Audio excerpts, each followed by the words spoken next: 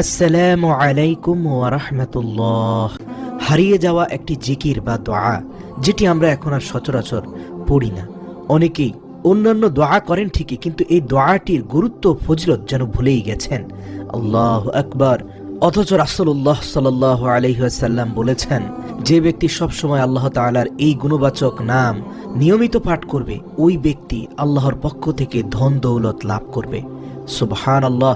এটি আল্লাহর রাসূল সাল্লাল্লাহু আলাইহি ওয়াসাল্লামের ওয়াদা, আর তার ওয়াদা সর্বসত্য ওয়াদা। তার ওয়াদা আল্লাহর ওয়াদা। তিনি আরো বলেন, যে ব্যক্তি আল্লাহ তাআলার এই গুণবাচক নামটি নিয়মিত পাঠ করবে, আল্লাহ তাআলা ওই আমলকারীর দুনিয়া ও পরকালের সব কাজকর্ম সুন্দর ও সুষ্ঠুভাবে সম্পন্ন করে দিবেন। সুবহানাল্লাহ। তিনি আরো বলেন, যে ব্যক্তি আল্লাহ তাআলার এই গুণবাচক নাম নিয়মিত পাঠ করবে, আল্লাহ তাআলা ওই ব্যক্তির সব কাজের ভালো ফলাফল দান করবেন। সুবহানাল্লাহ। প্রিয় দর্শক মণ্ডলী, আমরা হয়তো আল্লাহ রাব্বুল আলামিনের গুণবাচক সেই খাস নামটি এখনো জানি না। রাসূলুল্লাহ সাল্লাল্লাহু আলাইহি ওয়াসাল্লাম বলেছেন, তোমরা নিয়মিত বেশি বেশি ইয়া যাল জালালি ওয়াল ইকরাম পাঠ করো। রাসূল সাল্লাল্লাহু আলাইহি ওয়াসাল্লাম নিজেই বলেছেন, তোমরা আল্লাহর এই বিশেষ গুণবাচক নামটি পাঠ করো, যেটি হচ্ছে ইয়া যাল জালালি ওয়াল ইকরাম।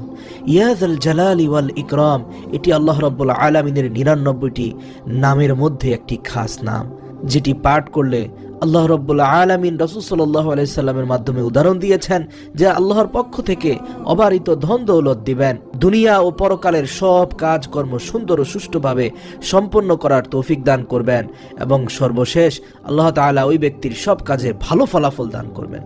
প্রিয় দর্শক, ইয়া যুল জালালি ওয়াল ইকরাম, আল্লাহ পাকের এই খাস নামের অর্থ হচ্ছে সমস্ত সৃষ্টি জগতের অধিপতি, যিনি সৃষ্টিকুল থেকে ভয় পাওয়ার হকদার ও একমাত্র প্রশংসার যোগ্য, মহত্ব, বড়ত্ব এবং দয়া ও ইহসানের অধিকারী। আল্লাহু আকবার। সমস্ত জগতের অধিপতি আল্লাহ রাব্বুল আলামিনের এই আধিপত্যর যে স্বীকৃতি, এই স্বীকৃতিটা আমরা দিব এই নামের জিকিরের মাধ্যমে, ইয়া যুল জালালি ওয়াল ইকরাম। আল্লাহু আকবার। প্রিয় দর্শক, আমরা বেশি বেশি এই তাসবিহটি পড়ব। এটি মূলত আল্লাহ তাআলা 99টি নামেরই একটি। এই নাম বেশি বেশি পড়তে বলার সুপ্ত রহস্য ফুটে ওঠে এর অর্থের দিকে গভীরভাবে খেয়াল করলে।